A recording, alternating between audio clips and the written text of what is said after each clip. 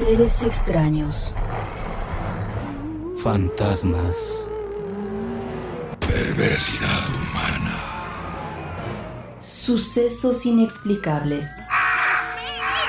Relatos del lado oscuro. Historias que otras mentes prefieren ignorar.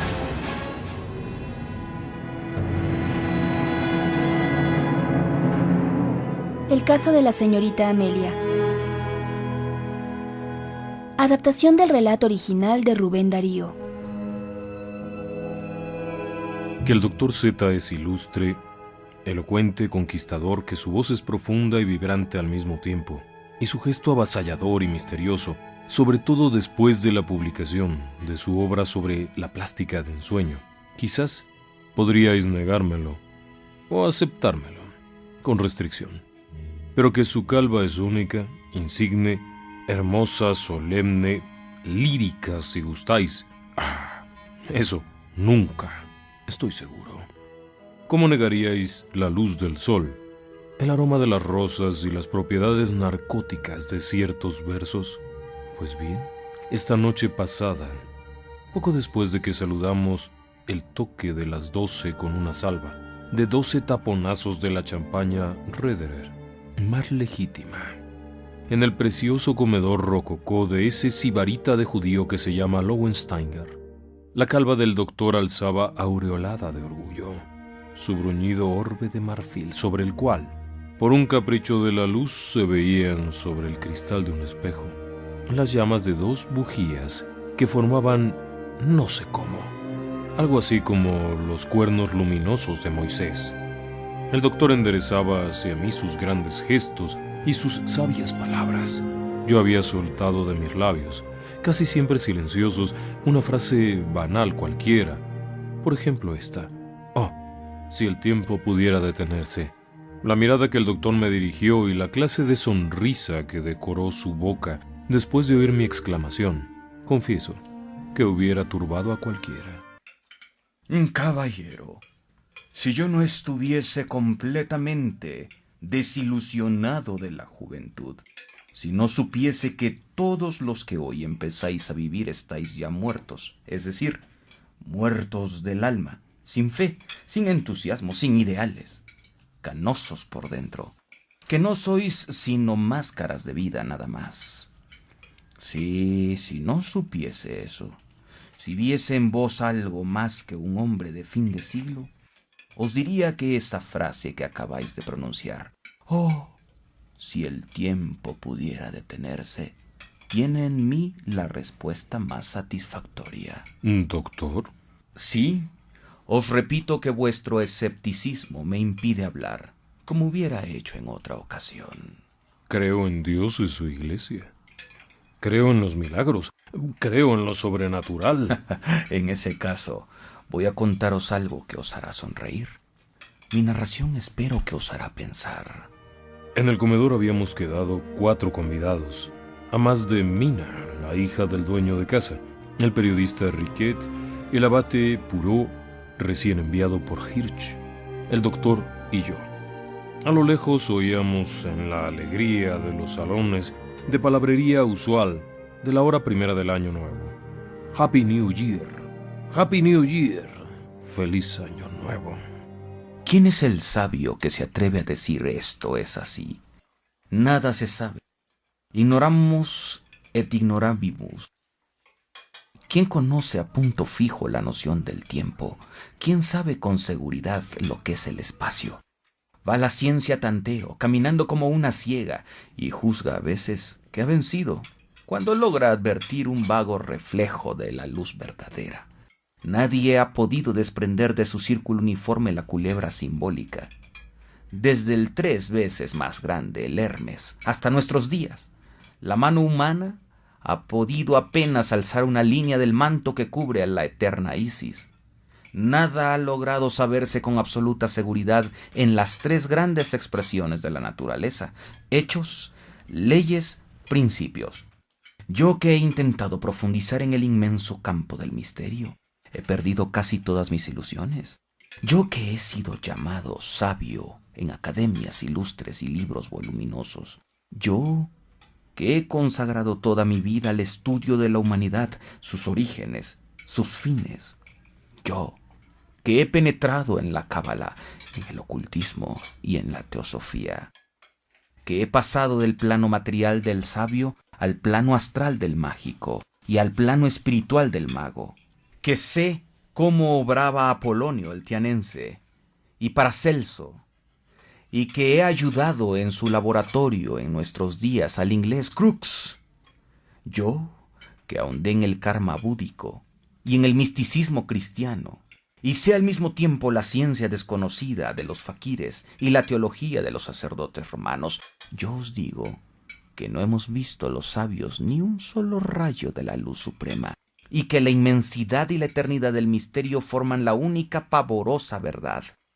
¿Sabéis cuáles son los principios del hombre?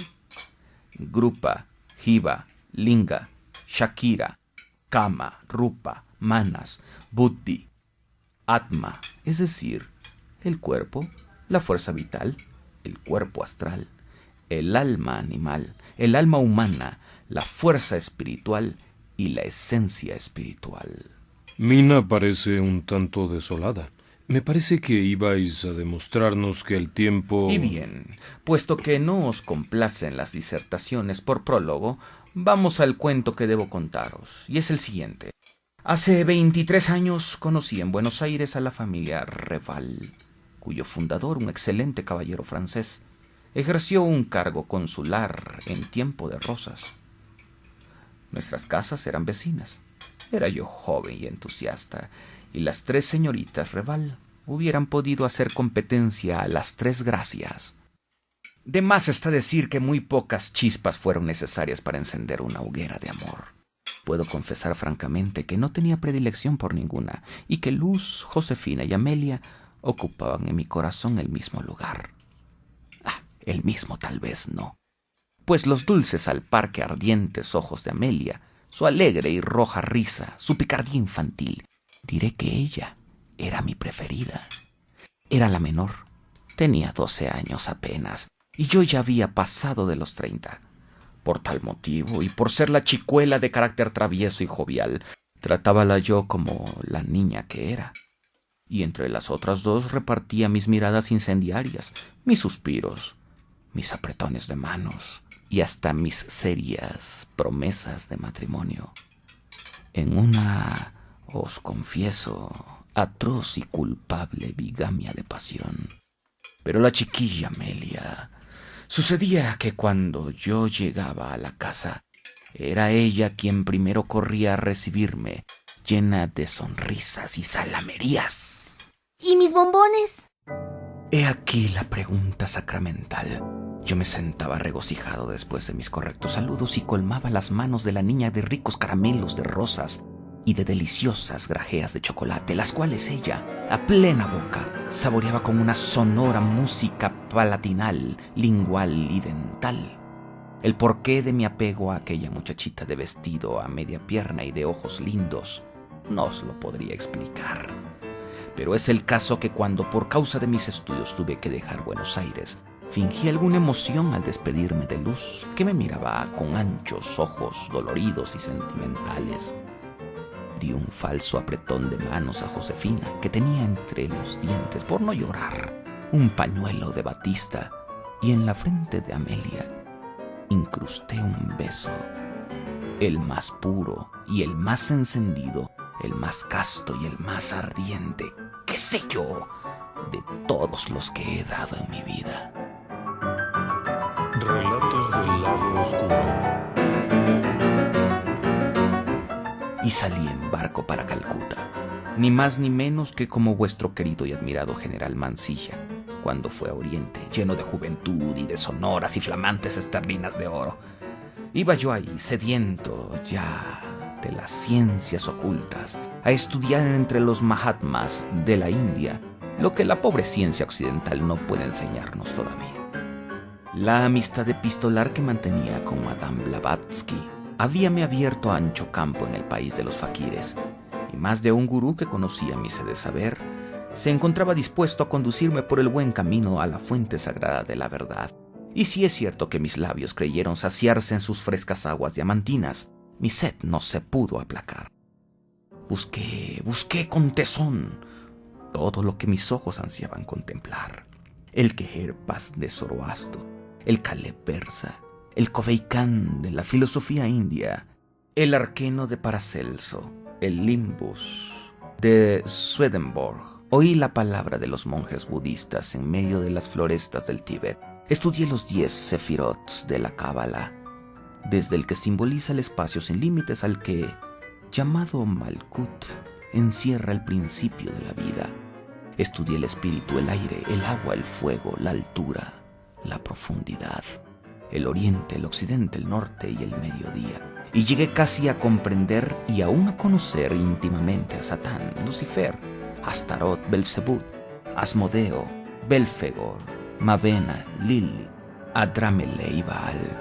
En mis ansias de comprensión, en mi insaciable deseo de sabiduría, cuando juzgaba haber llegado al logro de mis ambiciones, encontraba los signos de mi debilidad y las manifestaciones de mi pobreza. Y estas ideas, Dios, el espacio, el tiempo, formaban la más impenetrable bruma delante de mis pupilas. Viajé por Asia, África, Europa y América. Ayudé al coronel Olcott a fundar la rama teosófica de Nueva York. ¿Sabéis lo que es la ciencia y la inmortalidad de todo? Un par de ojos azules o negros. ¿Y el fin del cuento? Juro, señores, que lo que estoy refiriendo es de una absoluta verdad. ¿El fin del cuento? Hace apenas una semana he vuelto de Argentina después de 23 años de ausencia. He vuelto gordo, bastante gordo, y calvo como una rodilla, pero en mi corazón he mantenido ardiente el fuego del amor, la vestal de los solterones, y por tanto, lo primero que hice fue indagar el paradero de la familia Reval. Las Reval, las del caso de Amelia Reval. Llegué a sospechar que la pobre Amelia, la pobre chiquilla, y buscando, di con la casa. Al entrar fui recibido por un criado negro y viejo, que llevó mi tarjeta y me hizo pasar a una sala donde todo tenía un vago tinte de tristeza. En las paredes, los espejos estaban cubiertos con velos de luto, y 2 grandes retratos en los cuales reconocía a las 2 hermanas mayores se miraban melancólicos y oscuros sobre el piano.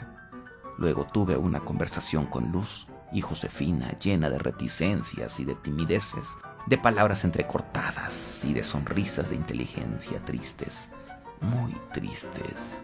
Por todo lo que logré entender, vine a quedar en que ambas no se habían casado. En cuanto a Amelia, no me atreví a preguntar nada. Quizá mi pregunta llegaría a aquellos pobres seres como una amarga ironía, a recordar tal vez una irremediable desgracia y una deshonra. En esto, vi llegar saltando a una niña, cuyo cuerpo y rostro eran iguales en todo a los de mi pobre Amelia. Se dirigió a mí y con su misma voz exclamó: ¿Y mis bombones? Yo no hallé qué decir. Las 2 hermanas se miraban pálidas, y movían la cabeza desoladamente. Mascullando una despedida y haciendo una zurda genuflexión, salí a la calle como perseguido por algún soplo extraño. Luego lo he sabido todo. La niña que yo creía fruto de un amor culpable es Amelia, la misma que yo dejé hace 23 años, la cual se ha quedado en la infancia, ha contenido su carrera vital.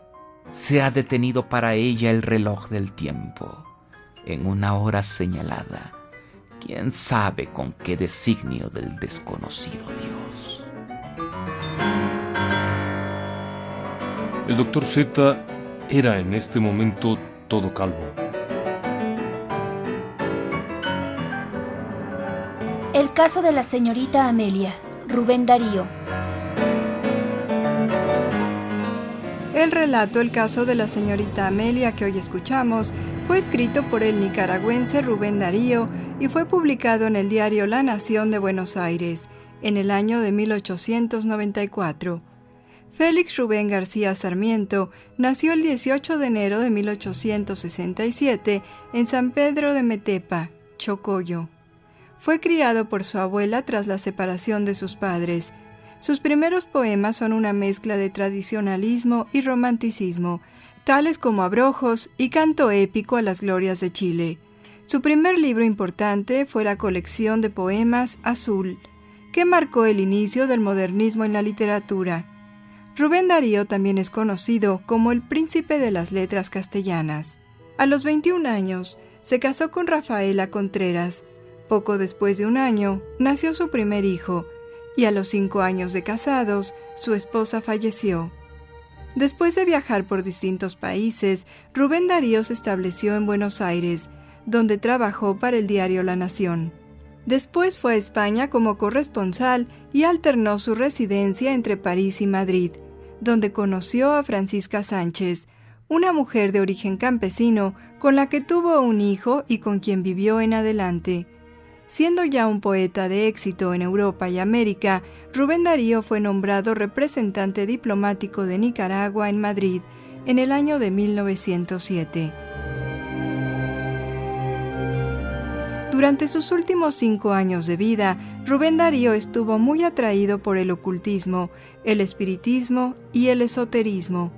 Cuando era niño, los empleados de su casa le narraban historias de aparecidos, lo que le provocaba pesadillas. Darío admiraba al Dr. Gerard Encausse, mejor conocido como Papus. Esta afición se desarrolló a lo largo de sus conversaciones esotéricas con Leopoldo Lugones.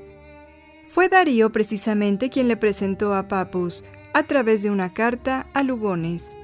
Darío definió el ocultismo como la filosofía por excelencia y la madre de todas las ciencias, y dividió a los ocultistas en 3 bandos o escuelas: los seguidores de Madame Blavatsky y su Sociedad Teosófica, el grupo de Joseph Paladin, a quien describe como literato genial, pero carente de seguidores, y el bando de Papus, al que llamó un jefe inteligente. El artículo La Boca de Sombra, publicado en La Nación el 15 de octubre de 1915, marcó el comienzo de la atención obsesiva de Darío por el tema de las apariciones y las manifestaciones del más allá. El coloquio de los centauros es, de acuerdo con algunos críticos, el poema dariano con un sabor más decididamente esotérico. Darío pertenecía a un sector de católicos que se esforzaba en alcanzar un acuerdo con los espiritistas, y así lo reflejan sus escritos, recogidos bajo el título de Siempre el Misterio. Rubén narró algunas experiencias paranormales. Una de ellas aconteció en Guatemala en 1891, donde trabajaba como editor del diario El Correo de la Tarde. Estando el poeta una noche en su casa, en compañía de su esposa, escuchó unos fuertes golpes en la mesa del comedor, luego pisadas y finalmente 3 fuertes aldabonazos en la puerta de la calle. Un sereno que vigilaba el sector confirmó haber oído los ruidos, pero no se pudo encontrar al autor de los mismos. Darío anotó la fecha y la hora del suceso, y días después se enteró de que su amigo cercano, también dedicado al ocultismo, el costarricense Jorge Castro Fernández, había muerto precisamente en ese momento. Jorge Castro le había prometido a Rubén Darío manifestarse cuando muriera como una señal de supervivencia.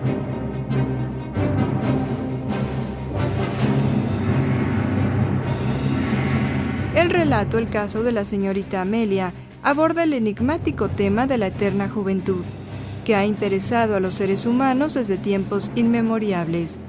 Algunas personas dedicadas a la historia afirman que el español Ponce de León descubrió la Florida cuando en realidad estaba buscando la fuente de la eterna juventud, pues en esa época había rumores de que ésta se encontraba en el norte de América. Relatos del lado oscuro. Conducción: José Ramón Cantalapiedra. Producción Tania Sabugal. Voces: Yolanda Lemus, Carlos Zárate, Miguel Marín, Rosa Águila, Eduardo Sabugal y Laura Gaeta. Buenas noches y que descansen en paz.